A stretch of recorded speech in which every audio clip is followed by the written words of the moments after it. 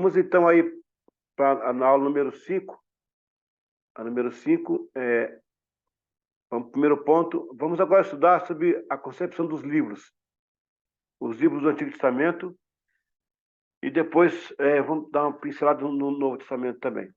O volume de livros presentes no Antigo Testamento fica a critério das denominações, ou grupos que estudaram e chegaram a um consenso. Por exemplo, a Bíblia usada pelos cristãos protestantes e o Tanakh do judaísmo inclui apenas 39 livros. O Tanakh significa, irmãos, aquela junção que eu falei outra vez, Tanakh, Tá de Torá, as leis. Olha a sequência aí, pode cair na prova, hein? Tá de Tanakh, o Na de Natuvim, que profecias, profetas, e o Ketuvim, que são os escritos, né? Tanakh. As primeiras letras de Torá, Netuvim, Ketuvim. Inclui apenas 39 livros. Ao passo que a Igreja Católica aceitou 46. E a Igreja Ortodoxa foi mais além. Adotou 51 livros. Nesse caso, foi uma boa ideia, né? Os 7 livros. Essa foi sem graça. Os 7 livros que diferenciam a Bíblia católica do judaísmo e os protestantes são conhecidos como apócrifos, cuja autoridade canônica foi retirada do conteúdo rejeitado pelos dogmas cristãos. Apócrifo significa algo que não é consagrado. Os cristãos compõem, assim, o AT. Pentateuco, isso pode cair em prova. Pentateuco, históricos, poéticos e proféticos. Tá fácil decorar aí, ó. PH, PP. PH da água, né? PP. Então, Pentateuco, históricos, poéticos e proféticos. Além dos 39 livros chamados protocanônicos, as igrejas católicas, romanas e ortodoxas consideram outros 7 livros como parte do conjunto do Antigo Testamento. No século XVI, esses livros receberam a denominação de deuterocanônicos, que significa o segundo livro, a segunda lei. Porque, no caso assim, os livros de primeira linha, os inspirados, e os de segunda linha, mesmo que não são inspirados, mas colocaram na Bíblia deles. Acharam que deveria ser assim, e assim ficou. No século XVI, esses livros receberam a denominação de deuterocanônicos. São eles Tobias, Judite, 1º e 2º Macabeus, Sabedoria, Eclesiástico, Baruque. Estes são, na tradição grega do Antigo Testamento, que data de 1º século antes de Cristo, da chamada Septuaginta. Para os protestantes, são considerados livros apócrifos. Então, muito fácil entender isso aí. Acho que é uma coisa que eu já falei com vocês uma vez, né, sobre isso, essa diferenciação dos livros protestantes judaicos, dos católicos e dos ortodoxos, né? Lembrando que, para nós protestantes e também para os judeus, o Antigo Testamento, os livros inspirados partem do pressuposto que foram escritos em língua santa, que é o hebraico, né? Depois vem o espanhol, né? Primeiro vem o hebraico. Então, o hebraico, aí, porque foram escritos nos limites de Israel, a lei de Israel, né? E também foram escritos até os profetas. Mas professor, e aqueles livros escritos lá na Babilônia? Olha, uma pergunta forte aí. Babilônia, então, eles foram inseridos porque o livro em si é feito em Israel, mas algumas partes foram escritas em Babilônia, no caso de Daniel, né? Também tem um texto lá de Isaías, que é aramaico. Não, já é aramaico. Mas ele é considerado porque ele é acoplado dentro de um processo que já tinha sido feito em Israel. Não foi totalmente escrito lá na Babilônia, né? Esse tem um porém. E então são divididos aí em leis. No caso, judeus, eles colocam tudo em leis, profetas e escritos, né? Nós dividimos como Pentateuco, históricos, né? Poéticos e proféticos. Então, tá bem facinho aí de entender essa parte. Vamos aí para a parte número 2 da aula 5. Opa, errou aqui, agora foi. Os livros do Antigo Testamento, parte 2.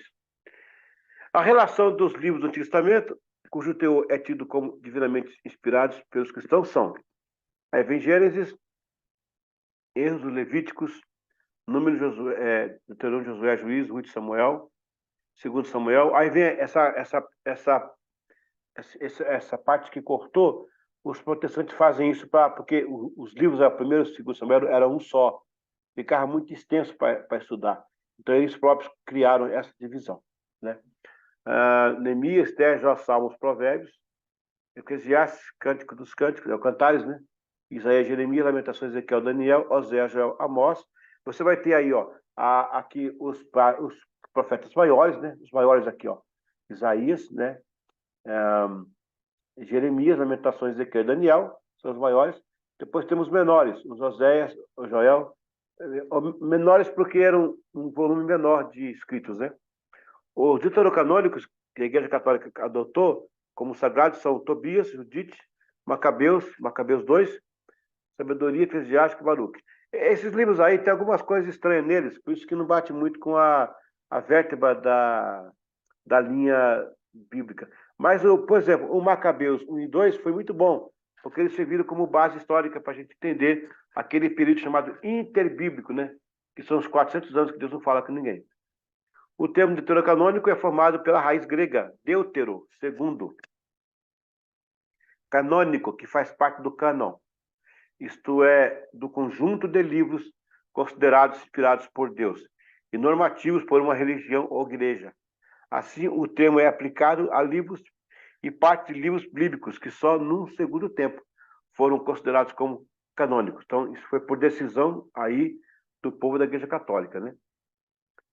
Para que chegou a mensagem aqui, pode ser um aluno. Ah, não, era só a Jaque agradecendo. Ok. Vamos então aí a parte 3. Estes são disponíveis na tradução grega do Antigo Testamento, datada do primeiro século antes de Cristo, a Septuaginta, que nós já falamos sobre isso também, que foi aquele grupo de escribas que traduziram. Eu estive lá agora em Massada e conheci alguns locais onde alguns desses escribas tiveram também. Inclusive Flávio Joséfos, né? Ele fala sobre isso. A gente teve nesse lugar lá.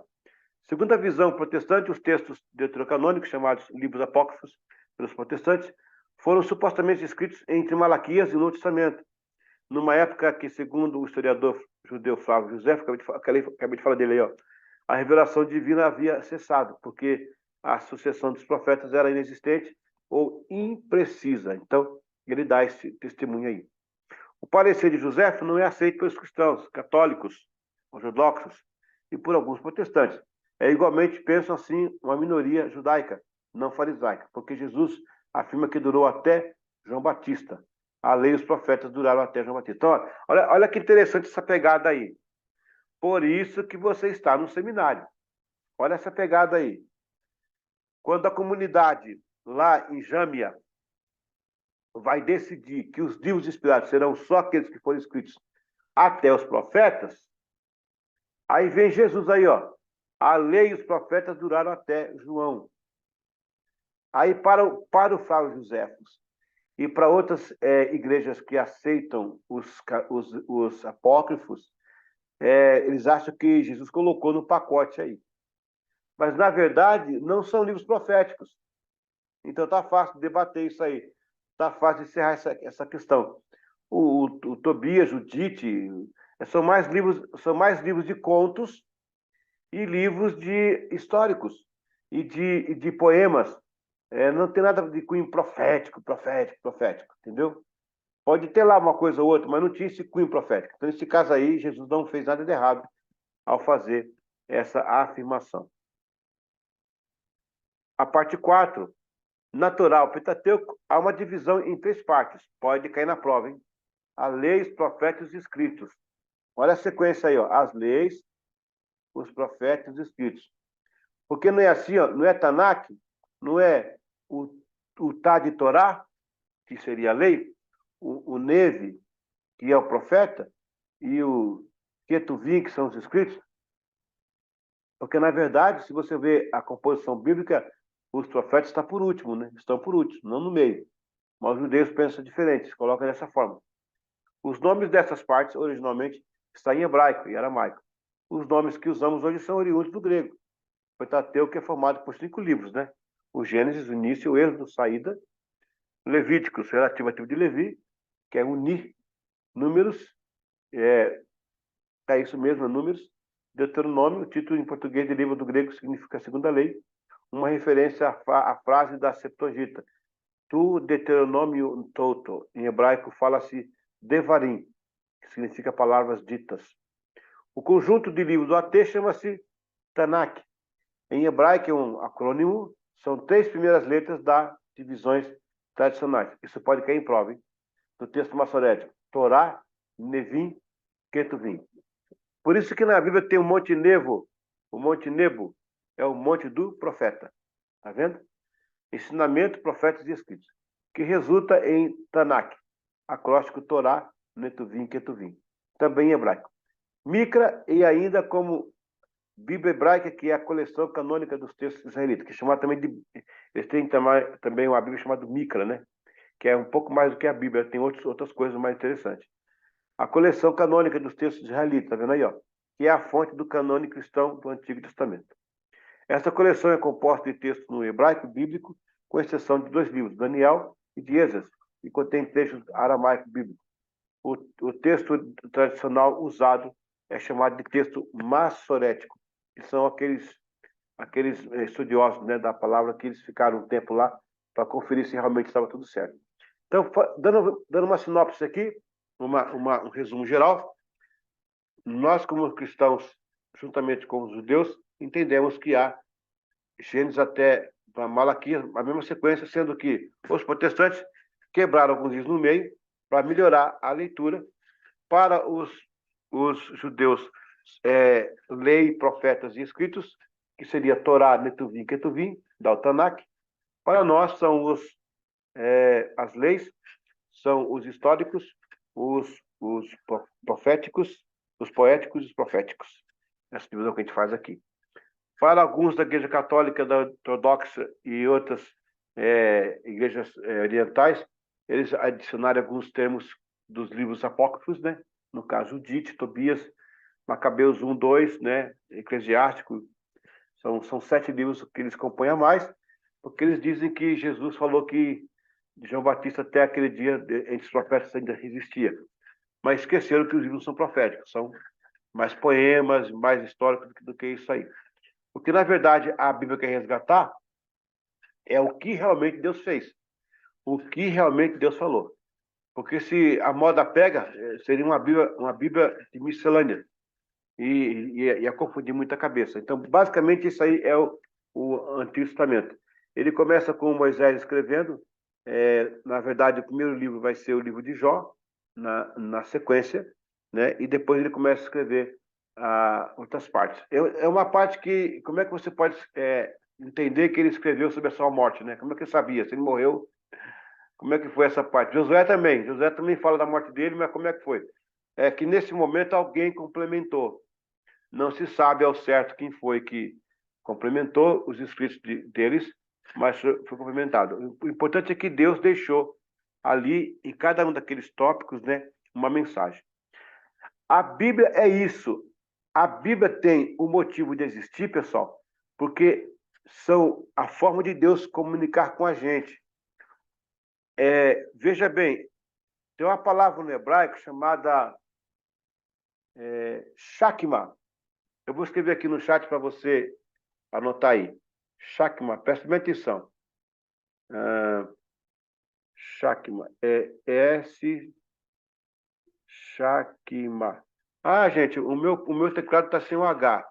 Eu tenho que fazer o teclado virtual. Deixa eu ver se eu consigo pegar ele aqui. Teclado virtual. Teclado. Aqui. Eu vou explicar para você direitinho. Agora. Tá aqui. Então tá. Cadê o chat? Deixa eu botar aqui. Essa palavra Shakma, você vai entender por que a Bíblia foi escrita nesses termos que Deus reservou, tá? Shakma. Você vai amar isso aqui agora. Shakma. Isso significa, em hebraico, sabedoria. Sabedoria ou algo escondido, não revelado. Algo escondido ou não revelado. Aí, ó. Shakma. Shakma. Sabedoria, algo escondido ou não revelado. Então, eu vou explicar para vocês por que, então, Deus ter promovido a Bíblia. O porquê de Deus, porque a Bíblia ela é o Shakma de Deus. A sabedoria de Deus ou algo não revelado. Ó, vou falar uma coisa aqui que vai arrepiar o osso da sua alma. Quando Deus mostrou para Abraão que ele deveria construir um poço, onde Abraão escreveu, cavou o poço, em Berseba, é só deserto. Mas como que Abraão cavou o poço? Shakma. Deus revelou a ele algo que ninguém sabia. Embaixo do poço que ele cavou, o poço está até hoje lá. Eu vi ele agora faz 5 dias que eu vi o poço. A água está lá. A água de 4.000 anos está ali. Eu vi com meus próprios olhos a água. Como que Abraão sabia? Shakma. Quando Abraão cavou o poço, embaixo do poço havia 24 quilômetros quadrados de água potável embaixo do deserto. Pegou? E outra coisa. Abraão, diz a Bíblia que Abraão plantou tâmaras em volta do poço. Não plantou? Está escrito lá. E Abraão, Gênesis 21, acho que 13, não me engano, 21, 33. Abraão plantou tâmaras em volta do jardim. Sabe o que ele fez, não? Outra Shakma para você. O poço, para a água subir até lá em cima, ela estava lá embaixo, no subterrâneo. Ele precisava de água em cima. Se você não sabe, as raízes da tâmara, ela chega aí a 60 metros de profundidade. E ela é uma bomba que suga água. Aquela raiz, ela puxa a água onde tiver, ela chama a água. Você está sentado aí? Eu acho que isso aí vai dar uma noite com chave de ouro para a gente. Deus te dá a visão que ninguém está vendo. Deus te dá um projeto que ninguém acredita. Deus te mostra um mistério, ninguém vai ver isso acontecer. Só que Deus te dá a tecnologia do céu, te dá tâmaras para você atrair produto. Deus dá o produto, Deus dá a promessa, mas você só alcança a promessa com o trabalho. Promessa só por conquista. Abraão me joga umas tâmaras em volta do poço, que não tinha água, para puxar uma água. E elas vieram com a raiz da tâmara, para encher o poço. E hoje, até hoje, Israel se abastece pelo sul, por Berseba, por esse poço de Abraão. Pegou ou não pegou? Shakma. Nós estamos precisando de muita Shakma. A gente está andando muito pelo que a gente pensa, o que falam para a gente, pelos os vizinhos, pelos amigos, pelas sugestões dos povos, das pessoas. Onde é que está a Shakma de Deus? Cadê a sabedoria de Deus? É isso aí, pessoal. E por isso Deus deu a Bíblia para a gente. Amém? Está aberto para a gente comentar aí essa aula. Quem quiser comentar, pode usar a palavra aí. Glória a Deus. E essa moça linda aí, temos uma aluna mirim na aula aí, ó. Temos uma aluna mirim aí, ó. Já chegou causando aí, ó. Amém. Amém. Alguém quer comentar alguma coisa? Quer fazer alguma pergunta? Aqui tem um chat. Deixa eu ver o que está acontecendo aqui no chat. A Carla, uau! É isso mesmo.